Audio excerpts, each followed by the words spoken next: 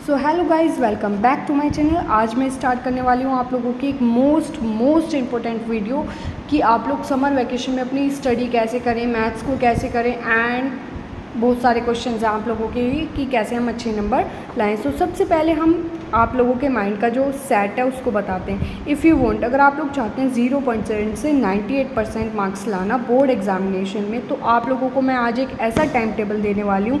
Guarantee अगर किसी बच्चे ने इस एक महीने में उसको फॉलो कर लिया ना, तो पक्का वो बोर्ड एग्ज़ाम में 98% मार्क्स लेकर आएगा। 110% श्योर हूँ मैं इस बात के लिए।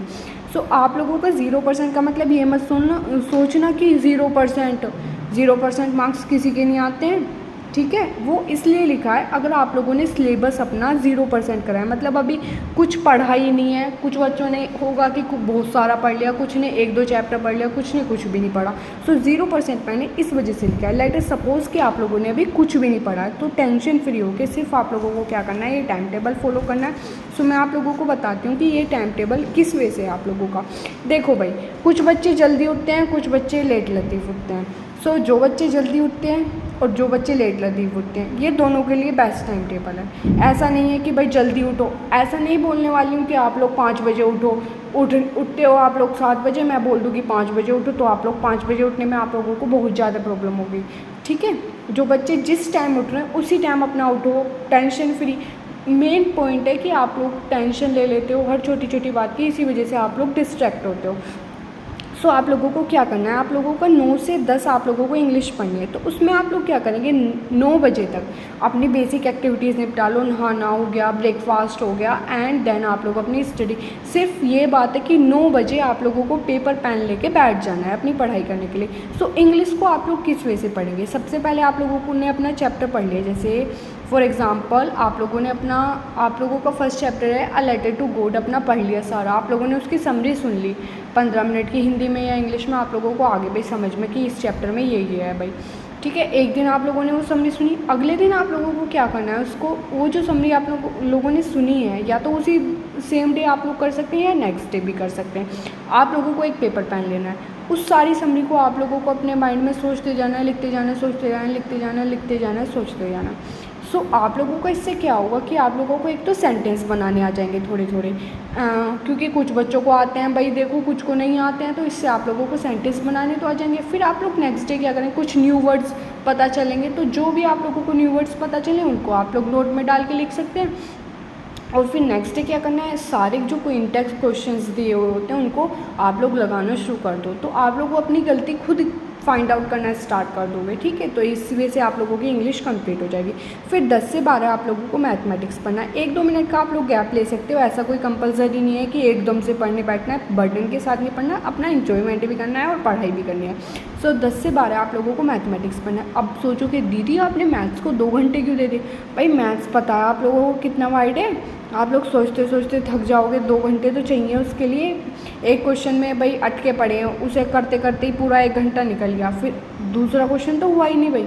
तो आप लोगों को 10 से 12 अपना मैथ्स पढ़ना है। मैथ्स को किस वजह से पढ़ोगे भाई, मैं मैथ्स के लिए कुछ सोच रही हूँ। अगर आप लोगों को ये बात मेरी अच्छी लगे तो आप लोग कमेंट करना। मैंने सोचा है कि आप लोगों के 30 डेज़ हैं समर वैकेशन के। सो आप लोगों को अब 30 डेज़ ही बच रहे हैं, मतलब 1 तारीख से स्टार्ट कर दे देंगे। एक सीरीज़ स्टार्ट करते हैं, एक मैराथन बोल सकते हैं। आप लोगों का जैसे चैप्टर नंबर 1 है रियल नंबर, आप लोगों को उस सीरीज़ में जितने भी आप लोगों के मैथ्स के PYQs हैं, मतलब जो अब एग्ज़ाम हुए उनमें बोर्ड एग्ज़ाम में कैसे क्वेश्चन आए हैं, एंड एक पूरी कॉपी बना के, मतलब रियल नंबर के सभी क्वेश्चंस डाल के और NCERT के क्वेश्चन डाल के आप लोगों को अच्छे से पढ़ाया जाए। सो आप लोग बता देना कि एक दिन में 1 चैप्टर कंप्लीट करवाना है आप लोगों की। ये वाली मैराथन स्टार्ट करूँ कि नहीं, मैं सोच रही हूँ कि एक जो समर वैकेशन है आप लोगों का मैथ्स का सिलेबस 110% पूरा हो जाए। फिर आप लोगों को ना तो इधर से पढ़ना पड़े, ना क्वेश्चन PYQ करने पड़े, ना RS ना RD, कुछ नहीं करना पड़े। सिर्फ आप लोगों को जो क्वेश्चन मैं कराऊँ उनको एक कॉपी बना लेना, उसमें करते जाना। ऑलमोस्ट मैंने आज आप लोगों के जो एग्ज़ाम हुए थे वो देखी थी, आप लोगों के सारे क्वेश्चन पेपर देखे। तो भाई साहब मैंने देखा कि NCERT है ना आप लोगों की, उसमें से ही डायरेक्ट क्वेश्चन आए, लेकिन एक एक वर्ड से क्वेश्चन बन के आए हैं। जैसे आप लोगों का एक क्वेश्चन है 6 and check whether ends with zero, आप लोगों के असर्शन रीज़न भी बन के आ रहे हैं उसमें से। और LCF LCM के ऐसे ऐसे क्वेश्चन आ रहे हैं जो आप लोग घूम जाओगे, सोचने में आप लोग मजबूर हो जाओगे। तो यही तो होता है, आप लोग NCERT पे ज़्यादा अच्छे से फोकस नहीं करते, फिर RD RS करने के चक्कर में NCERT जो मेन बुक है उसको मतलब एक एक लाइन से आप लोगों के क्वेश्चन बन के आ रहे हैं, मैंने ये देखा है उसमें आज। सो अगर आप लोग चाहते हैं कि आप लोगों को PYQs अपने NCERT की सारी बातें एक ही वीडियो के थ्रू आप लोगों का एक चैप्टर अच्छे से क्लियर हो जाए, जो आप लोगों का रियल नंबर है ना, ये 6 से 7 मार्क्स के क्वेश्चन बैठ रहे हैं हर सैम्पल, हर सेट को मैंने खंगोल के देखा है आज। कुछ सेट्स में क्वेश्चन सेम है, जैसे √2 इरेशन, √3 इरेशन, √5 इरेशन, ये सारे क्वेश्चन इतने इंपॉर्टेंट है। 3 नंबर में आता है क्वेश्चन, मेनली आप लोगों के 2-3 तो MCQ आते हैं इससे, और एक शॉर्ट क्वेश्चन आता है। एक सेट में आप लोगों का एक लॉन्ग भी बना हुआ था। तो आप लोगों को अगर चाहिए ये सीरीज़ तो आज ही इस वीडियो के नीचे कमेंट कर देना, क्योंकि अब ज़्यादा टाइम नहीं है, मैं फिर इसको स्टार्ट कर दूँगी एक उससे। और चैनल को सब्सक्राइब ज़रूर कर देना, फिर भी मैं स्टार्ट करने वाली हूँ सीरीज़, तो चैनल को सब्सक्राइब कर लेना। 12 से 1 बजे आप लोगों का लंच और रेस्ट, मतलब 12 से 1 बजे लंच कर लो और अपना थोड़ा सा रेस्ट ले लो। फिर 1 बजे से 2 बजे आप लोगों को साइंस पढ़ना है। अब सोचोगे कि साइंस में तो दीदी हमारे 3 सब्जेक्ट हैं, फिजिक्स केमिस्ट्री मैथ, तो कैसे करें। तो आप लोगों के पास 1 मंथ है पूरा। अब ना हमें कोई एग्ज़ाम की टेंशन है कि भाई हमें कल एग्ज़ाम देना है तो हमें तीनों सब्जेक्ट पढ़ने पड़ेंगे, नहीं। तो आप लोगों के पास 3 सब्जेक्ट हैं, इसमें फिजिक्स केमिस्ट्री और बायोलॉजी, ठीक है। तो आप लोगों को क्या करना है, अपने उसको डिवाइड कर लीजिए। आप लोगों के पास 30 डेज़ है। सो आप लोग फर्स्ट अपना केमिस्ट्री, जो आप लोगों को फेवरेट हो, पहले फेवरेट लो, केमिस्ट्री बायो फिजिक्स में से, तीनों में से जो सा भी आप लोगों को फेवरेट लगे अपना, जैसे आप लोगों का फिज़िक्स केमिस्ट्री और बायोलॉजी में से जो सा भी आप लोगों को फेवरेट लगे उसको पहले करना। उसके मतलब पहले करने का मतलब आप लोगों को चैप्टर वाइज नोट्स बनाने हैं, चैप्टर वाइज एक एक बात अपनी अच्छे से क्लियर करनी है, और फिर आप लोग उसके कुछ PYQ बाद में लगाएंगे। पहले आप लोगों ने नोट्स बना लिए अपने, जैसे फिजिक्स के, फिर आप लोग केमिस्ट्री के बनाओ, फिर आप लोग बायोलॉजी के करो। फिर तीनों के जब नोट्स आप लोगों के 15 दिनों में आप लोगों को इन तीनों के सभी चैप्टर्स के नोट्स प्रिपेयर करने। फिर जो लास्ट के 15 डेज़ बचेंगे आप लोगों के पास, फिजिक्स के सारे PYQs लगाओ, केमिस्ट्री के सारे लगाओ और बायोलॉजी के सारे लगाओ। बहुत सारी वीडियोज़ मिल जाएंगी, आप लोग देख सकते हो। तो आप लोगों का इस वजह से साइंस भी पूरा हो जाएगा 1 मंथ के अंदर। फिर आते हैं हिंदी। हिंदी एक नॉर्मल सब्जेक्ट है। फिर आप लोग सोचोगे कि तो दीदी हिंदी को तो हमें टाइम देने की ज़रूरत नहीं है। ये आप लोगों की सबसे बड़ी गलती होने वाली है, टाइम देने की ज़रूरत नहीं है। किसी भी सब्जेक्ट को लाइटली मत लो। कुछ बच्चे क्या करते हैं, सिर्फ मैथ के पीछे पड़े रहेंगे, बाकी सब्जेक्ट को नहीं देखते। उनका जो मैथ है ना, मैथ में 110% 1-2 नंबर सभी बच्चों का कटता है। अगर मैथ के चक्कर में आप लोगों को लगता है कि आप लोगों के इंग्लिश हिंदी IT में पूरे नंबर आ जाएंगे, नहीं पॉसिबल है। मैथ्स नहीं पढ़ना है, केवल ये कर रहे हैं कुछ बच्चे कि सारे दिन मैथ्स ही पढ़ रहे हैं, इंग्लिश ये बाकी सबको भूल गए। भाई परसेंटेज तो सबको मिला के बनता है आप लोगों का, या केवल मैथ्स ही आप लोगों को परसेंटेज दे देगा, नहीं देगा।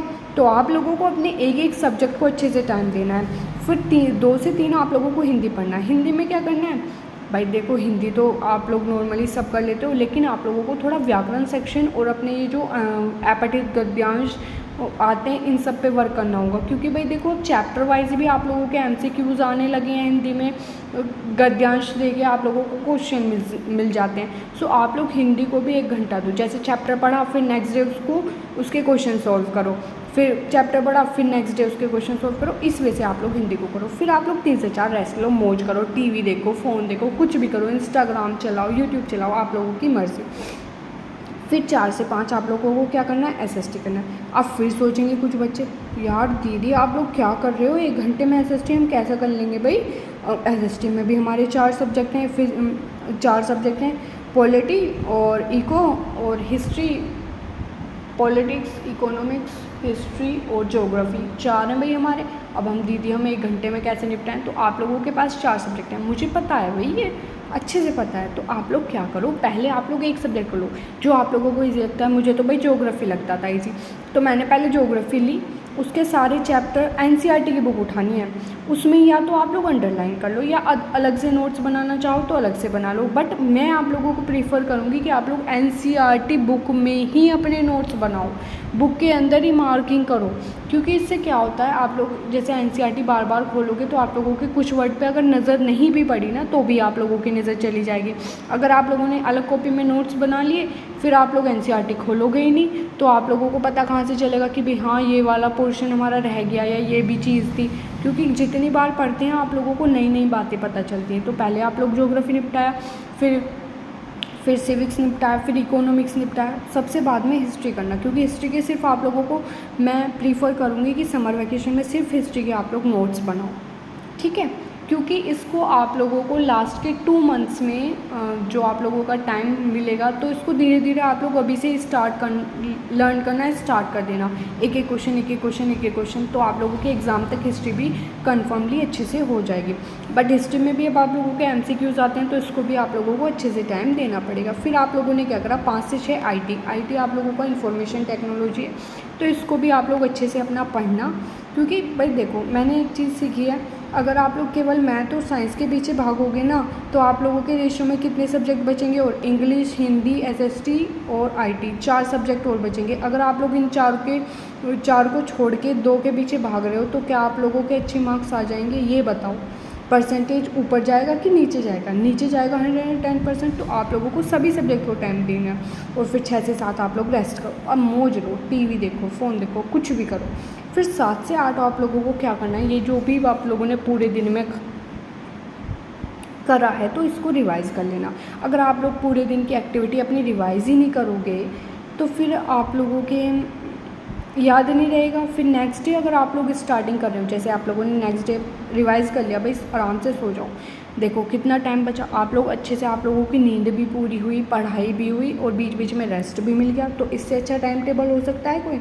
मेरे अकॉर्डिंग आपके लिए बेस्ट टाइम टेबल मैं निकाल के लाई हूँ। इससे आप लोगों को देखो कितने घंटे का रेस्ट मिला, 1, 2, 3 और फिर रेस्ट ही रेस्ट। और आप लोगों को देखो सभी सब्जेक्ट आ गए, मैथ भी, इंग्लिश भी, सारे सब्जेक्ट भी कवर हो गए, रेस्ट भी भरपूर रहा। और अगर भाई देखो जैसे हुआ कि आप लोगों का 9 से 10, मैं समझ सकती हूँ कि आप लोग 9 से 10 अपना इंग्लिश पढ़ते हो, बाय दिन किसी दिन ऐसा हुआ कि आप लोगों को कहीं जाना पड़ गया, तो आप लोगों का इंग्लिश तो स्किप हो गया। तो आप लोग अपना मैथ से स्टार्ट करना। जो आप लोगों का 1 घंटा इंग्लिश बचा है ना, देखो 7 से 8 रिवाइज़ करने के बाद फिर आप लोगों के पास 9 से 10 बजे तक का टाइम होता है, 8 से 10 बजे तक का, क्योंकि जल्दी तो कोई सोता नहीं है, 10 बजे तक ही सोते हैं। तो आप लोग फिर अपना उस 1 घंटे को यहाँ पे देना। और एक पॉइंट की बात और बताऊँ आप लोगों को, पूछते हो? चलो बता ही देती हूँ। 8 बजे तक आप लोगों ने सारा अपना जो भी रूटीन था ये फॉलो कर लिया। फिर 8 से 9, 10, 2 घंटे बचते हैं आप लोगों के पास। तो आप लोग इन 2 आवर में अपना एक तो हॉलीडे होमवर्क निपटा लो अच्छे से, या तो आप लोग अपना हॉलीडे होमवर्क कर लो। और अगर आप लोगों की कोई सी डे में कोई सा भी सब्जेक्ट छूटा है कहीं पर भी, तो आप लोग उसको करना पहले तो, और फिर अपना हॉलीडे होमवर्क कर लेना। सो ये आप लोगों का summer vacation special best ever time table है। अगर किसी बच्चे ने इसको अच्छे से फॉलो कर लिया ना, गारंटी है 98, 99 भी क्रॉस कर सकता है वो। बट यार 1 महीना अच्छे से पढ़ना होगा। अब एक चीज़ मैं आप लोगों को और इन्फॉर्म करना चाहती हूँ। भाई देखो, मैंने सोचा है कि मैथ्स का आप लोगों का सारा सिलेबस मैं अच्छे से कंप्लीट करा दूँ विद PYQs। एक क्वेश्चन मैंने आज आप लोगों के सेट 1, सेट 2, सेट 3 एक क्वेश्चन खंगाला है, उसका सारे सेट्स देखे हैं। इसी वजह से मैं आप लोगों को बोलना चाहती हूँ कि अगर आप लोग चाहते हो कि मैं वो मैराथन स्टार्ट करूँ, उसमें आप लोगों को ना तो फिर RS की तरफ भागना पड़ेगा, ना NCERT की तरफ। फिर मैं आप लोगों को एक वीडियो दे दूँगी पूरी, मतलब स्टार्ट कर लेंगे, जैसे रियल नंबर है उसकी एक कंप्लीट वीडियो हो गई। फिर आप लोग क्या करना, उसको वीडियो को पूरा देखना, जितने क्वेश्चन हैं उनको नोट कर लेना। फिर उन्हीं क्वेश्चन की प्रैक्टिस करनी है सिर्फ आप लोगों को उस चैप्टर से, ना तो फिर NCERT की प्रैक्टिस करने की ज़रूरत, ना अदर बुक की, क्योंकि उसमें NCERT का भी सारा निचोड़ होगा। और आप लोगों के जितने क्वेश्चन आज तक आए हुए हैं CBSE में, आज तक तो नहीं बोल सकती क्योंकि बहुत सालों से, इतने तो भैया कर के भी बावले हो जाओगे, इतने सारे क्वेश्चन बैठ जाएंगे। क्योंकि 2025 के कम से कम 30, 35, 40 क्वेश्चन बैठ गए अभी तक, और बाकी भी सेट्स बचे हैं अभी तो बहुत टाइम लग जाएगा। सो अगर आप लोग चाहते हैं, मैं इसी वजह से वैसे आप लोगों को मोटिवेट करती रहूँ, और आप लोगों का मैथ्स में भाई रिकॉर्ड टूट जाए, ज़्यादा बर्डन के साथ पढ़ोगे तो भाई देखो मैथ्स को मैं कह रही हूँ कि आप लोग मात खा जाओगे इस चीज़ में। सिर्फ मैथ्स के पीछे भगोगे और साइंस के पीछे भगोगे तो ज़्यादा मात खाएगा वो बच्चा। अब एक बच्चे के मैथ्स में 58 नंबर आए, वो बहुत ज़्यादा पढ़ रहा था, मैथ्स ही मैथ्स पढ़ रहा था, और बाकी सब्जेक्ट में उसके 40-50 नंबर आ गए, तो वो टेंशन में रहेगा, उसकी परसेंटेज डाउन होगी नहीं होगी। हिंदी में आप लोग 100 आउट ऑफ 100 आराम से ले आओगे ये, और आईटी में भी 100 आउट ऑफ 100 आराम से, एसएसटी में भी आराम से आ जाएंगे। एसएसटी में तो चलो थोड़ा मान लो कि पॉसिबल कम है, और इंग्लिश में भी आ जाएंगे। तो जिन सब्जेक्ट में आप लोग 100 स्कोर कर सकते हो पहले उनको अच्छे से करो, क्योंकि मैथ्स में तो भाई देखो कितनी कोशिश कर ले बंदा, कितनी अपना सिर पटक ले, भाई 1-2 नंबर तो ज़रूर कटेगा। वो कोई महानी बच्चा होगा जिसका नहीं कटने का, क्योंकि वो जो है ना स्टार्टिंग से ही पढ़े जा रहा है। बट हाँ, ये भी पॉसिबल है अगर अच्छे से आप लोगों ने मैथ्स को पढ़ा, जिस वजह से मैं आप लोगों को बता रही हूँ, तो मैथ्स में भी आप लोगों के 100 आउट ऑफ 100 आ जाएंगे। बट मैं ये नहीं बोल रही कि 100 आउट ऑफ 100 आ जाएंगे, बोल रही हूँ कि आ जाएंगे, पर थोड़ा डाउटफुल रहेगा, क्योंकि भाई देखो मैथ्स में तो आप लोगों को एंड टाइम ही देखो, बोर्ड एग्ज़ाम पे एट द टाइम आप लोगों को दिमाग लगाना पड़ता है। जितने जल्दी आप लोगों का दिमाग लगाना स्टार्ट हो जाएगा उतनी ईजीली आप लोगों का क्वेश्चन पेपर सॉल्व हो जाएगा। सो आप लोग मैथ्स भी अच्छे से कर सकते हो, 100 आउट ऑफ 100 भी ला सकते हो, बट इसके 99 के चक्कर में आप लोग बाकी के 50 लेके आओ तो ये तो अच्छा नहीं है। तो सभी सब्जेक्ट को पूरा टाइम देना है। और गाइज़ उसके लिए आप लोग प्लीज़ आज ही कमेंट कर देना, ओके।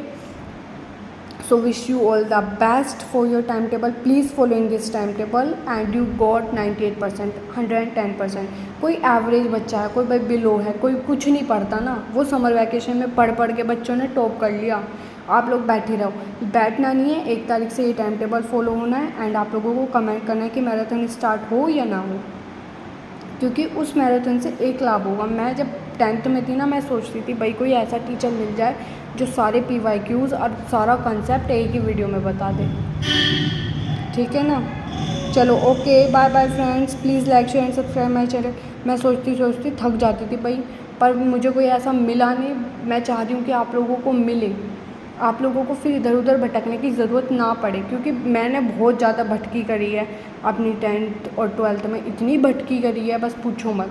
तो आप लोगों की हेल्प के लिए मैं बोल रही हूँ कि प्लीज़ गाइस आप लोग कमेंट ज़रूर कर देना, and please guys like share and subscribe my channel. और आप लोग अपने फ्रेंड्स के साथ जितना ज़्यादा शेयर करोगे उतना ज़्यादा आप लोगों का बेनिफिट होगा। भाई देखो मैं वीडियो बना रही हूँ, अगर आप लोगों का सपोर्ट कम रहेगा तो भाई देखो मेरा भी मनोबल थोड़ा सा डाउन होगा।